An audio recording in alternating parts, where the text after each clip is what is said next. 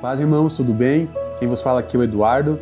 Sou esposa da Daniele, nós somos do IPG de Casais e nós somos líderes do IPG Refúgio. Então vamos ler hoje Hebreus, do capítulo 5 em diante.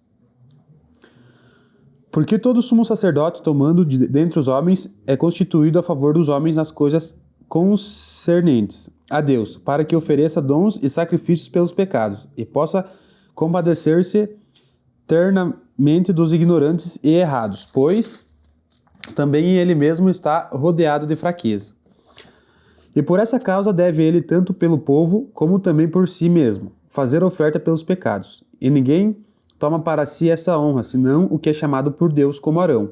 Assim também Cristo não se glorificou a si mesmo, para se fazer sumo sacerdote, mas glorificou aquele que lhe disse: Tu és meu filho, hoje te gerei. Como também diz no outro lugar: Tu és sacerdote eternamente, segundo a ordem de Melquisedeque, o qual nos dias da sua carne, oferecendo com grande clamor e lágrimas, orações e súplica ao que o podia livrar da morte, foi ouvido quanto ao que temia. Ainda que era filho, aprendeu a obediência por aquilo que padeceu, e sendo ele consumado, veio a ser a causa da eterna salvação para todos os que lhe obedecem. Chamado por Deus, sumo sacerdote, segundo a ordem de Melquisedeque, no qual muito temos que dizer de difícil interpretação, porquanto vos fizesse negligência para ouvir.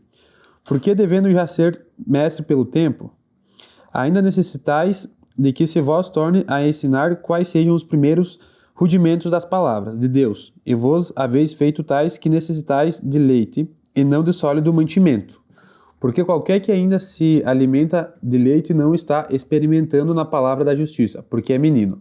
Mas o mantimento sólido é para os perfeitos, os quais, em razão do costume, têm os sentidos exercitados para discernir tanto bem como o mal. 6.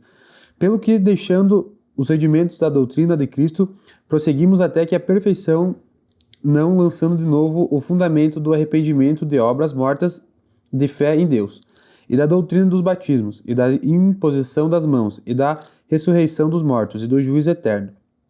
E isso faremos, se Deus o permitir. Porque é impossível que os que já uma vez foram iluminados, ou provaram o dom celestial, e se fizeram participantes do Espírito Santo, e provaram da boa palavra de Deus, e as virtudes do século futuro, e recaíram, sejam outra vez renovados para o arrependimento. Pois assim, quanto a eles, de novo, crucificam o Filho de Deus, e expõem ao vitupério.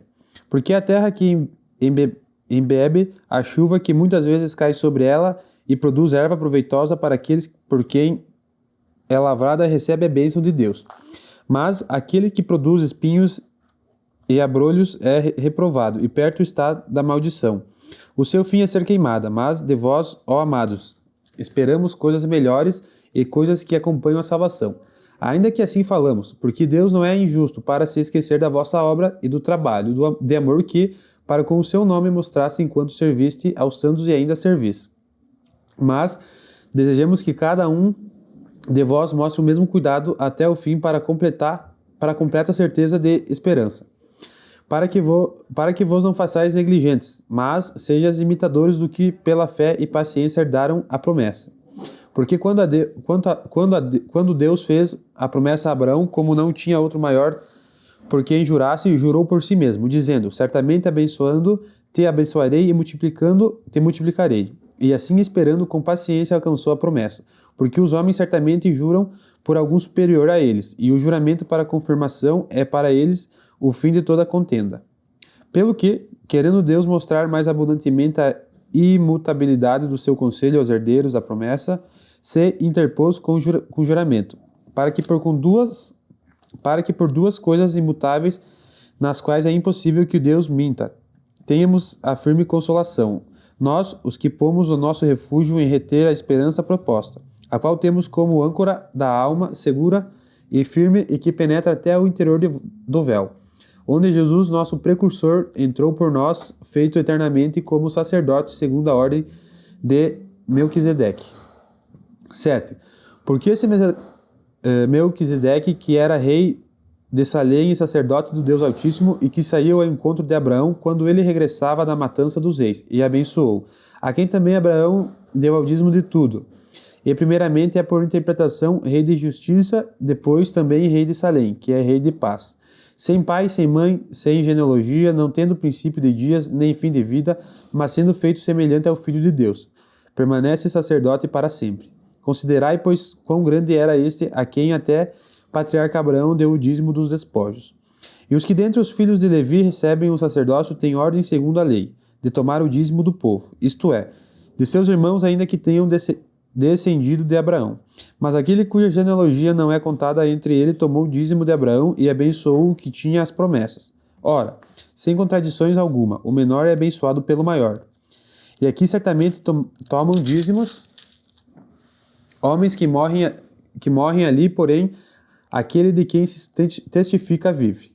E para assim dizer, por meio de Abraão, até Levi, que recebe dízimos, pagou o dízimo, porque ainda ele estava nos lombos de seu pai, quando Melquisedeque lhe saiu ao encontro. De sorte que se de perfeição fosse pelo sacerdócio levítico, porque sob ele o povo recebeu a lei, que necessidade havia logo de que outro sacerdote se levantasse segundo a ordem de Melquisedeque? E não fosse chamado segundo a ordem de Arão, porque mudando o seu sacerdócio, necessariamente se fez também a mudança da lei, porque aquele quem essas coisas se dizem pertence a outro tribo, da qual ninguém serviu ao altar, visto ser manifesto que o nosso Senhor procedeu de Judá. E, concertamente, a essa tribo nunca Moisés falou de sacerdócio. E muito mais manifesto é ainda se a semelhança de Melquisedeque se levantasse outro sacerdote, que não foi feito segundo a lei do mandamento carnal, mas segundo a virtude da vida incorruptível. Porque dele assim se testifica: tu és sacerdote eternamente, segundo a ordem de Melquisedeque. Porque o precedente mandamento é abrogado, por causa da sua fraqueza e inutilidade, pois a lei nenhuma coisa aperfeiçoou.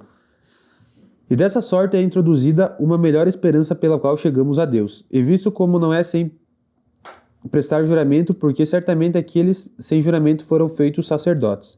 Mas esse com juramento por aquele que lhe disse: jurou o Senhor e não se arrependerá. Tu és sacerdote eternamente, segundo a ordem de Melquisedeque. De tanto melhor concerto, Jesus foi feito fiador. E na verdade aqueles foram feitos sacerdotes em grande número, porque pela morte foram impedidos de permanecer. Mas esse, porque permaneceu eternamente, tem um sacerdócio perpétuo. Portanto, pode também salvar perfeitamente os que por ele se chegam a Deus, vivendo sempre para interceder por ele. Porque nos convinha tal sumo sacerdote santo, inocente, imaculado, separado dos pecadores e feito mais sublime do que os céus, que não necessitasse, como os sumos sacerdotes, de oferecer cada dia sacrifício, primeiramente por seus próprios pecados, e depois pelo povo. Porque isso fez ele uma vez oferecendo-se a si mesmo. Porque a lei constituiu os sumos sacerdotes a homens fracos, mas a palavra do juramento que veio depois da lei constituiu ao Filho perfeito para sempre. 8. Ora, a suma do que temos dito é que temos um sumo sacerdote tal que está assentado nos céus, à destra do trono da majestade, ministro do santuário e do verdadeiro tabernáculo, o qual o Senhor fundou e não o homem. Porque todo sumo sacerdote é constituído para oferecer dons e sacrifícios, pelo que era necessário que esse também tivesse alguma coisa que oferecer.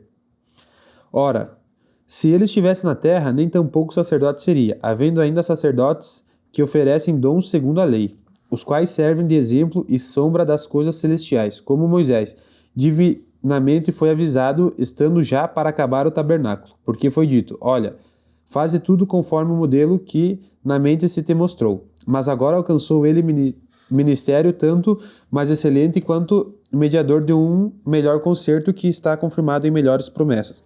Porque se aquele primeiro fora irrepreensível, nunca se teria buscado lugar para o segundo. Porque repreendendo-as, lhe diz: eis que virão dias, diz o Senhor, em que com a casa de Israel e com a casa de Judá estabelecerei um novo concerto. Não segundo o concerto que fiz com os seus pais, no dia em que os tomei pela mão, para os tirar da terra do Egito. Como não permaneceram naquele meu concerto, eu para eles não atentei, diz o Senhor. Porque esse é o concerto que depois daqueles dias farei com a casa de Israel, diz o Senhor. Porei as minhas leis no seu entendimento e em seu coração as escreverei. E eu lhes serei por Deus e eles me serão por povo. E não ensinará cada um ao seu próximo, nem cada um ao seu irmão, dizendo: conhece o Senhor? Porque todos me conhecerão, desde o menor deles até o maior. Porque serei misericordioso para com as suas iniquidades, e dos seus pecados e de suas prevaricações. Não me lembrarei mais. Dizendo novo concerto, envelheceu o primeiro. Ora, o que foi tornado velho e se envelhece perto está de acabar. Certo, irmãos? Então vamos fazer uma oração agradecendo a palavra. Senhor Deus e amado Pai, somos gratos a Ti, Pai, por mais esse dia, Jesus. Obrigado pela Tua palavra, Deus, e que essa palavra faça morar nos nossos corações, Deus. Que a gente viva ela verdadeiramente. Em nome de Jesus, amém.